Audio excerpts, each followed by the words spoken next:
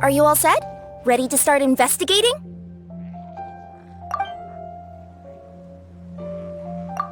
Great! Let's go! I've delivered packages all over, but I've never seen a mysterious fairy tale world like this before.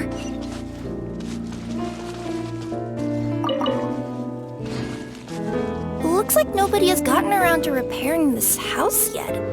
Ugh, even I wouldn't dare to sleep in there. It might suddenly collapse in on you.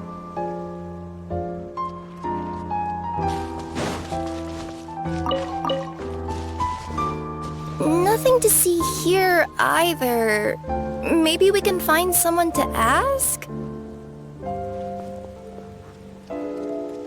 Aha! Over there! I bet we'll find some people there. Let's go take a look.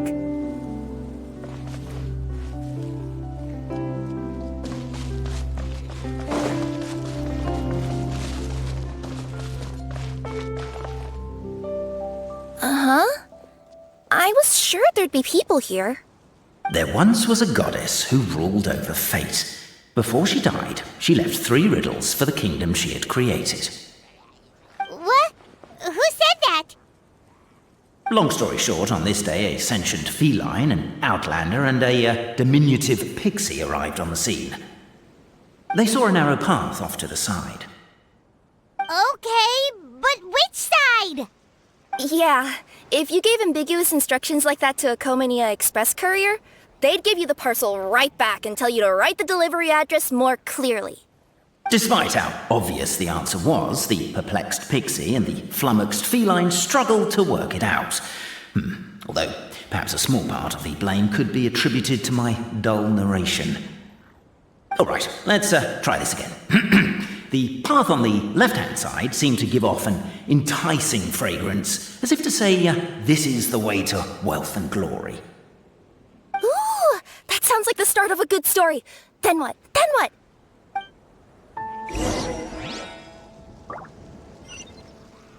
At the end of the path, the motley crew would soon spot a secret stone room. A prophecy had once foretold of a marquis who shall one day venture inside, and thus it is named the Future Marquis's Abode to Be. You like it? The Future Marquis's Abode to Be? Got a nice ring to it, doesn't it? That was a little bit boastful. But before you continue, I must warn you of the danger that lies ahead. For example, under no circumstances should you sit on the chair in the center. Otherwise, the consequences could be a bit embarrassing.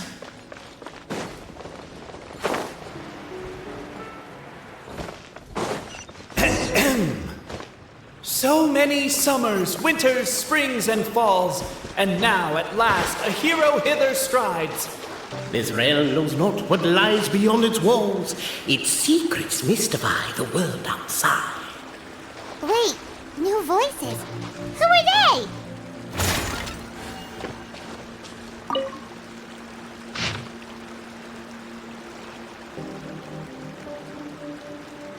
As golden sunlight fills the firmament, the tabletop engrosses your attent. Perhaps captivated by the epic poetry and enthralled by the outstanding storytelling, the Outlanders knew what their next objective was.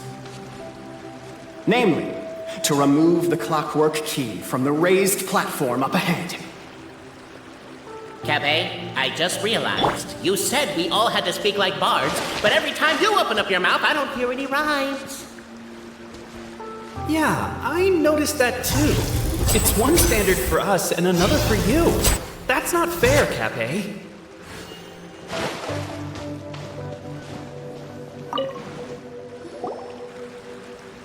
Stop the poem. We have a situation. Something's up with this person. Traveler? Are you all right? Come on, you can do it! This can't be how our story ends.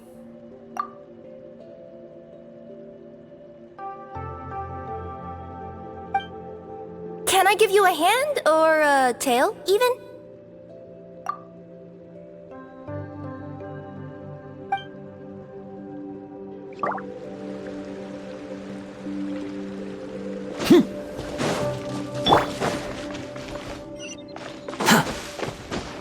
Strong as stone, firm as steel, the Outlander pulls, but it does not yield. This has happened many times before, but this time is different. A thought enters the Outlander's mind. Attack! Attack! First weaken the structure, then see. The Outlander's comrades urge her on. Keep up the attack! Don't give up halfway!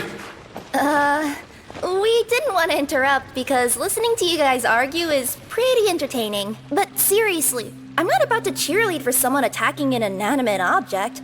That's just embarrassing. Cape, speaking of not giving up halfway, shouldn't that also apply to our performance as bards? I wouldn't give him that much credit. He didn't give up halfway, he quit before it began! The attack's now over! Only one final step remains! Now it is the time to seize the key! Yes! Finally! Come on, move your butts! And your legs, assuming they're still in working order. It's showtime! No hard feelings about your lack of poetic contributions? Oh, let it go!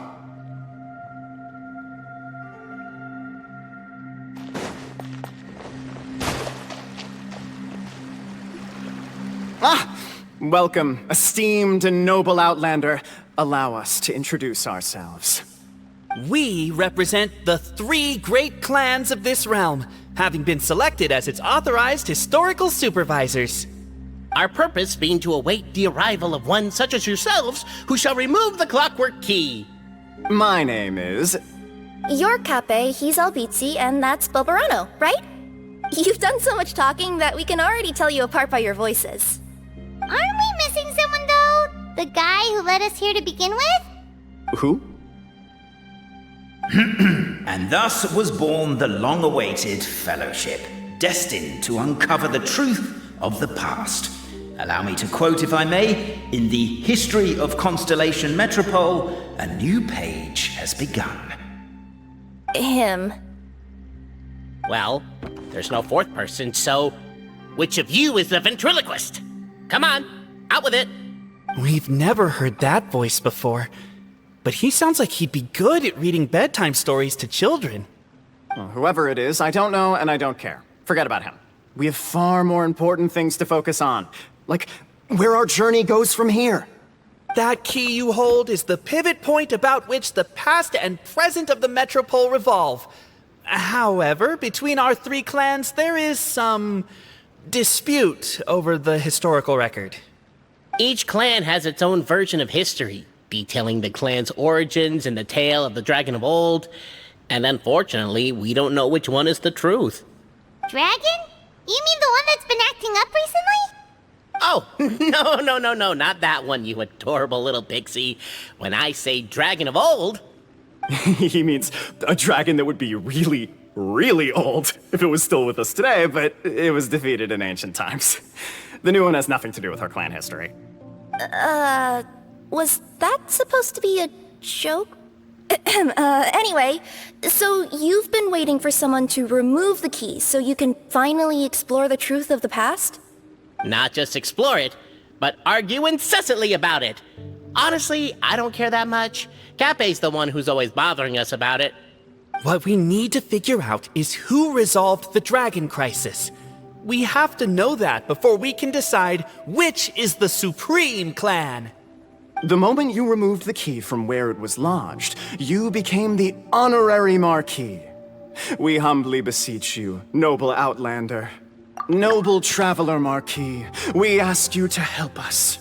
You and your talking Puss in Boots and the pale floating pixie. Puss in Boots? Are you serious? It's better than demon feline, but still... Embrace it, my friend, embrace it! Most cats don't wear boots or speak, do they? I'm not even a cat, I'm a Nekomata! Now that you know the word, I expect you to use it.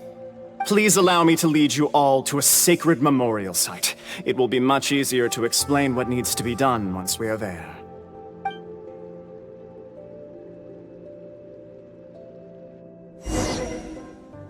This place is sacred to my clan. It's where our brave forefathers once took up arms against the dragon of old. After a bitter battle that dragged on for many days and nights, finally, our forefathers fought the dragon into submission, and it fled. They took turns, though. Some forefathers worked the day shift, while others worked the night shift. So they say. It's just a legend, though. Wait a second? Did I just hear you admit that your clan's history is just a legend? History, legend, who cares? My clan was definitely courageous, that's the point. That's the truth.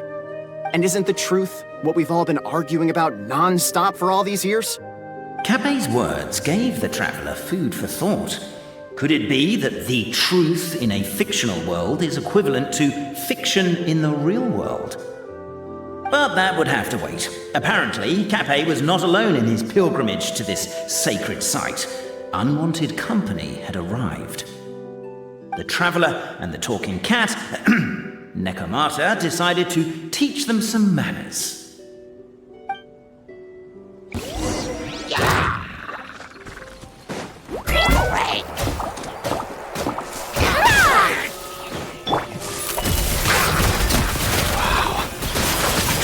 Display of heroism and valor. It was as if the spirits of my ancestors were...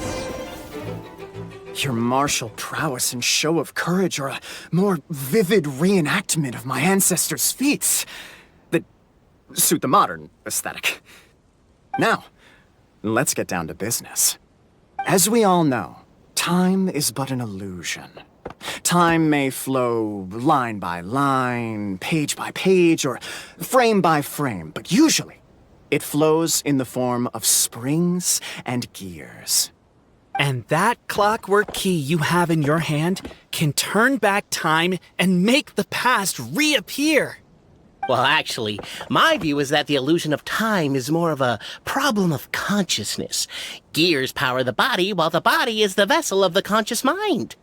But the mind cannot understand the dimension of time, so we experience instead an endless continuum of moments as the pinion of now turns along the rack of ages.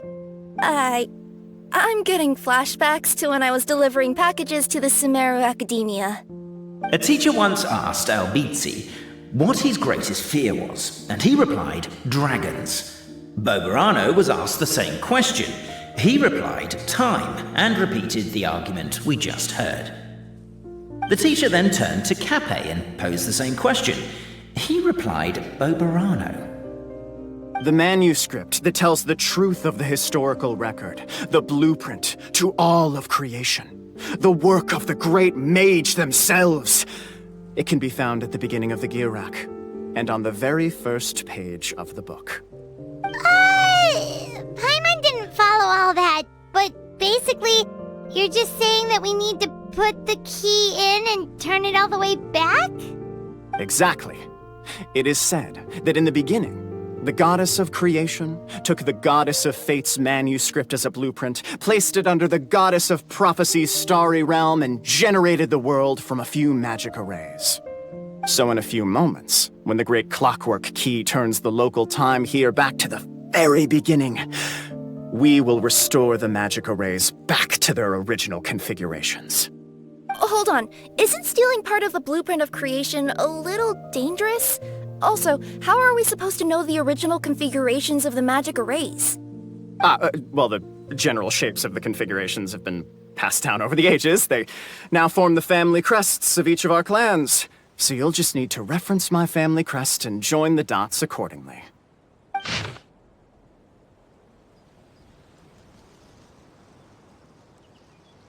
To address your other concern, when the house has already been built, do you really think that taking away the construction crew and blueprint will cause it to collapse? The Traveler Marquis prepares to insert the great clockwork key into the nearby keyhole.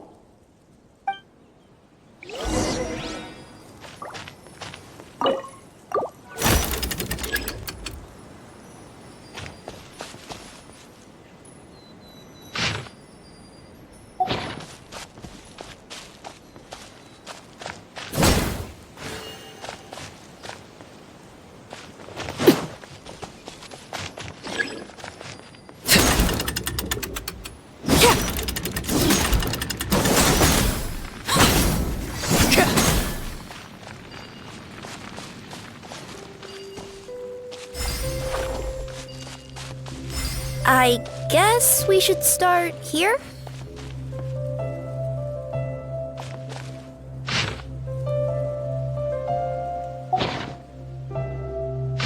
Why don't you give it another try?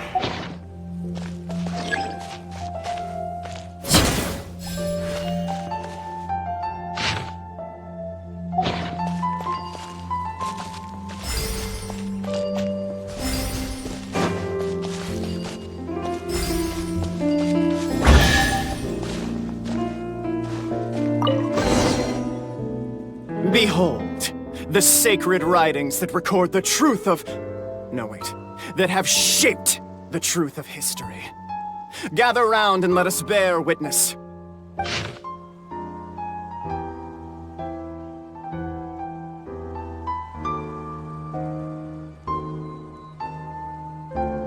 Feast your eyes, rejoice, and cheer, for this is the unquestionable truth. Look at the signature. Nobody is capable of forging that. I don't believe it. So, all along, our histories have been false? Don't lose heart, Albizzi. It does not follow from his is true that ours are false. That might be the most bogus logic I've ever heard. But keep up the mental gymnastics, Boberano. I've been waiting for that look of jealousy on your face my whole life, and I'm gonna savor it. And yet, it seemed that this conundrum could indeed have more than one solution. Everyone agreed that there may be more than one truth. The party decided to visit the sacred sites of the other clans and see what their documents had to say. Isn't a narrator supposed to remain detached and objective? It feels like you're forcing a narrative agenda on us here. Well, whatever. I'm in a good mood. Let's do it. The instructions say to repeat the process 3 times, and besides, I'm looking forward to watching you both be sorely disappointed. Let's do my clan next. I'll lead the way. We'll need the key again, right? Let me see if I can pull it out. Yoink!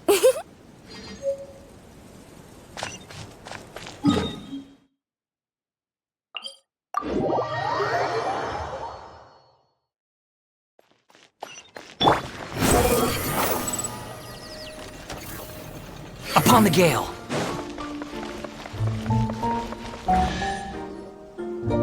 The party finds no pedestal in which to place the great clockwork key, only a locked door. Where's your clan's pedestal? Oh, let me guess, you hid it away in advance to save yourself the embarrassment of having it exposed as a fake? You done? Okay. Now, since my clan's main claim to fame is... Misinformation, half-truths, and fabrication. Ah, shut up, Cape. Shut up, Cape! I swear, if I wind up dead one day, the murderer was Boberano. Let those be my last words. My clan's claim to fame is that we outwitted the Dragon of Old and stole its treasure. Ergo, all articles of value that we own, including the pedestal for the clockwork key, lie behind that door. So, next step is open the door? Almost. There's one step before that. The door is protected by a smart interrogation system. We have to answer its questions, and if we get them wrong, we will alert law enforcement. Jeez. Well, do you at least know the answers? The correction fluid of time has dyed white the pages of the Book of Wisdom. No, I don't know the answers. But worry not, I had a quick word with the constabulary in advance. They'll ignore the alarm if we get the questions wrong, so answer without fear.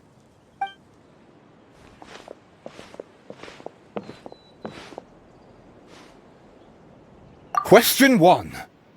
Who is it?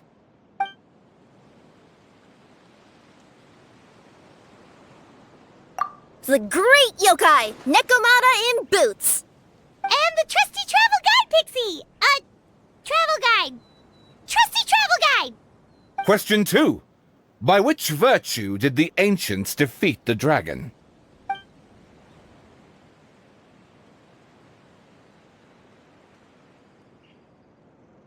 Oh, no, don't say that. Even though the writings you saw do prove that bravery has its uses. You do realize we can hear everything you're saying, right? If you say it out loud, you'll only set those three off arguing again. Thinking it is fine, but please promise me you won't say it. Question 2. By which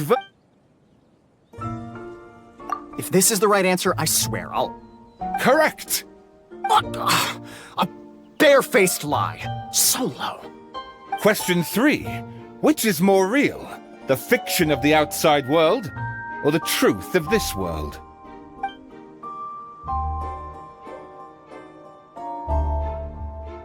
Hear, hear! Who can be sure that the outside world isn't just a dream, and that when the dreamer wakes up, they won't just find themselves inside a novel? There is no way to know, therefore both are equally real.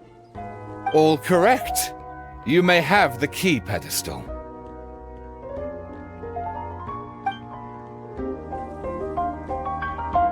Traveler Marquis, you know what must be done. Please insert the great clockwork key. Oh, and this is my family crest.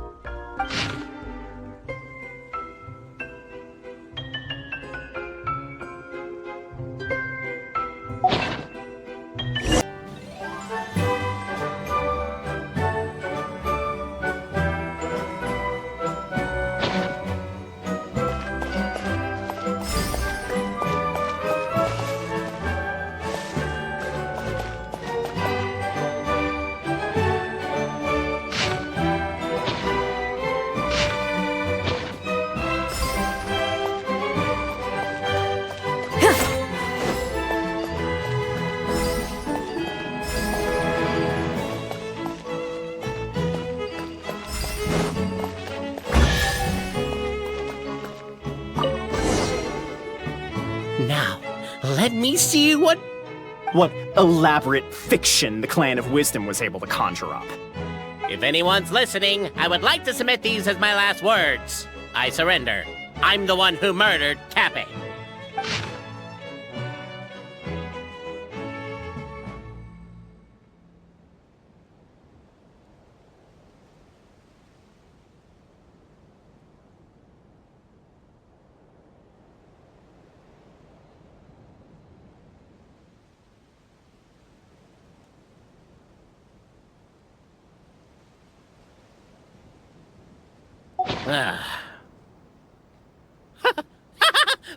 Look! My clan's history is true as well! There's that same unforgeable signature again, right here! What? Oh, does this mean that my clan is the only odd one out? Given that my clan's wisdom is such a subject of ridicule in your eyes, I will now appeal to my own personal intelligence, which I believe far surpasses that of my clan at large, and make a prediction. It seems likely that the claims made by each of our clans regarding their history and virtue are all true. Boberano? How can that be? Oh, I get what's going on. Once, when I was drinking with Gujiyai, she bet me a round of dried fish that I couldn't guess which cup the umeboshi was under. Whichever one I guessed, I was always wrong, and Gujiyai would lift a different cup to reveal the umeboshi. But then, I learned later from one of the shrine maidens, Miyuki, that all of the cups had an umeboshi under them. Just goes to show, I still got a long way to go before I become a great yokai. Oh, don't mind Fox Lady. That's just her way of teasing you. Actually, that reminds me. We can now open these 3 treasure chests. And unlike the guessing game you mentioned, this one's not a trick. Cool. Well, once you've plundered the last of Boberano's family wealth, we can go to my clan's place. Guess I'll take the clockwork key again then. Yoink!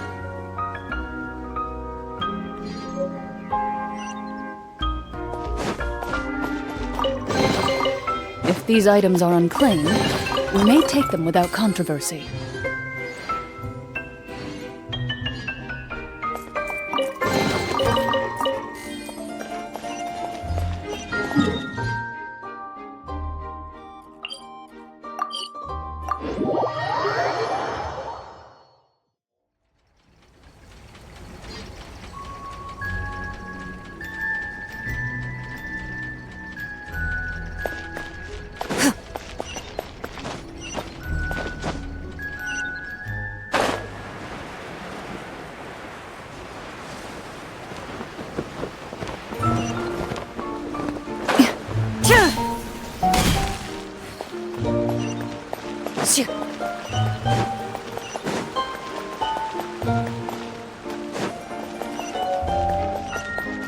Behold!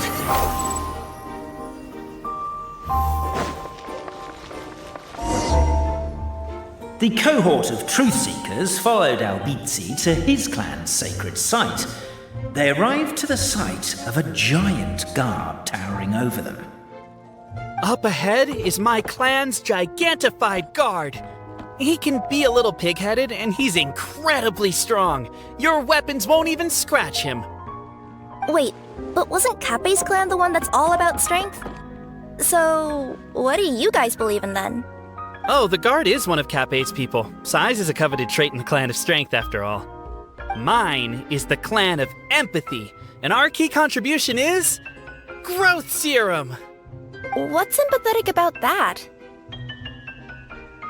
Our ancestors believed that, just maybe, the dragon of old didn't mean us any harm at all. Perhaps the dragon simply didn't notice us, since we are so very tiny. So, they drank the growth serum and grew even larger than the dragon. Then, they set the dragon down, calmly explained their perspective, and eventually taught it how to empathize. The serum isn't what it once was, though. Nowadays, it doesn't make you grow all that much, and it actually makes you lose your empathy. So, I advise we take a detour. Despite Albizzi's words of caution, somebody, no doubt, has other ideas. Surely we could avoid a conflict with the guard, they think to themselves, if we could just try to understand one another. You could, of course, just take the path to your left and go around. But some people are gluttons for punishment. It's all part of the experience, I suppose. Everyone, I have returned! I come with the long-awaited Marquis and their followers to search for the lost origins of our clan. Well, we weren't told anything about that this morning. Get out of here! Leave us alone!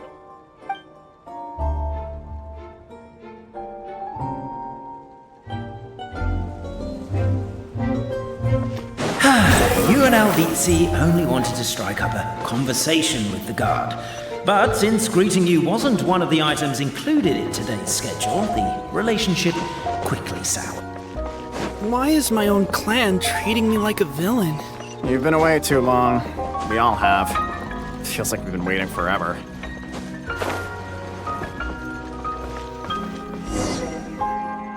We should be getting close.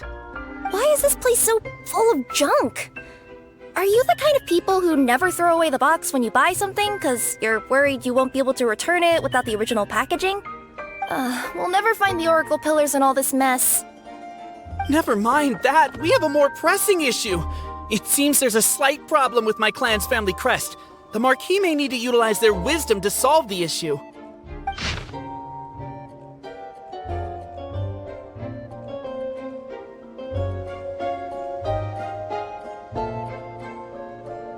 Wisdom too, huh? Well, you guys have a bit of everything, don't you? Except empathy.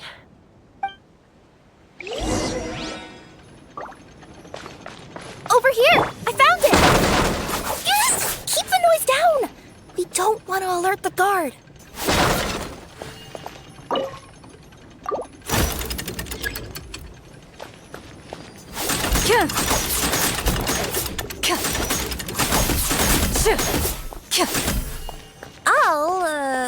I'll go keep watch.